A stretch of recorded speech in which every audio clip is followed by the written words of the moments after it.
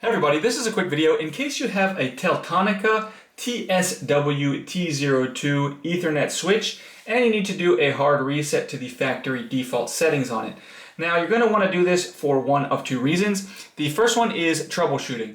If you're having any issues with this switch not connecting to the internet or to a network or something like that, or if it seems to be not responding, we can very often fix this issue with a hard reset to the factory default settings. Now you will need to set it up again because everything will be wiped off of it.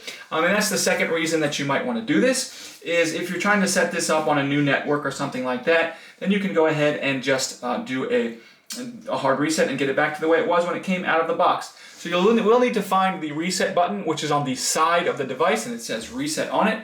And you're going to go ahead with a paper clip.